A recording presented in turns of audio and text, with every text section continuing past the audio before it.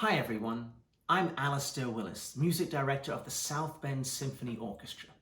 I love conducting orchestras, I love conducting ballet, and the book I've chosen today is one of my 5-year-old daughter's favorite, and one of mine too.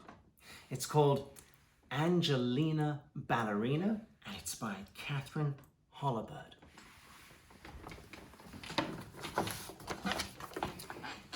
More than anything else in the world, Angelina loved to dance.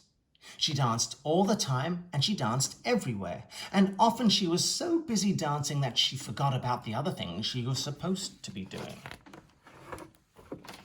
Angelina's mother was always calling to her, "Angelina, it's time to tidy up your room now," or "Please get ready for school now, Angelina."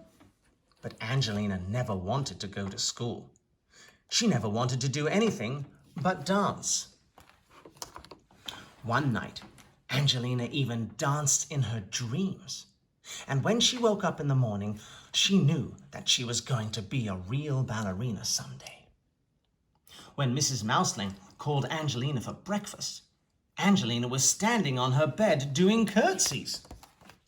When it was time for school, Angelina was trying on her mother's hats and making sad and funny faces at herself in the mirror.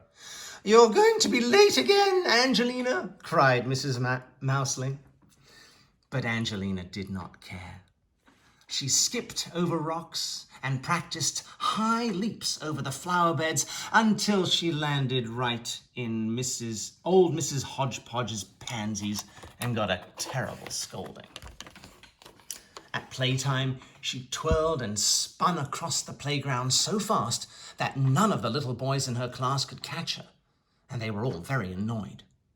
After school, she did a beautiful arabesque in the kitchen and knocked over a pitcher of milk and a plate of her mother's best cheddar cheese pies.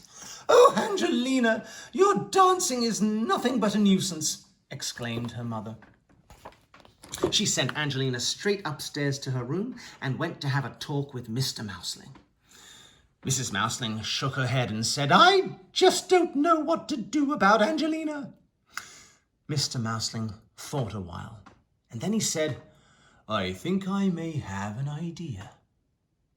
That same afternoon, Mr. and Mrs. Mouseling went out together before the shops closed. The next morning at breakfast, Angelina found a large box with her name on it. Inside the box was a pink ballet dress and a pair of pink ballet slippers. Angelina's father smiled at her kindly. "I think you're ready to take ballet lessons," he said. Angelina was so excited that she jumped straight up in the air and landed with one foot in her mother's sewing basket.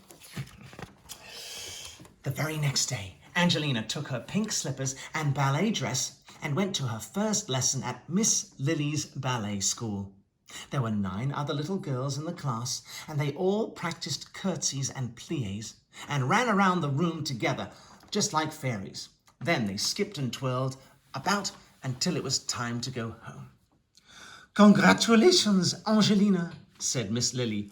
"You are a good little dancer, and if you work hard, you may grow up to be a real ballerina one day." Angelina ran all the way home to give her mother a big hug. "I'm the happiest little girl in the world today," she said. From that day on, Angelina came downstairs when her mother called her. She tidied her room, and she went to school on time. She helped her mother make cheddar cheese pies. She even let the boys catch her on the playground, sometimes. Angelina was so busy dancing at Miss Lily's that she didn't need to dance at supper time or bedtime or on her way to school anymore. She went every day to her ballet lessons and worked very hard for many years, until at last she became the famous ballerina Mademoiselle Angelina, and people came from far and wide to enjoy her lovely dancing. The end.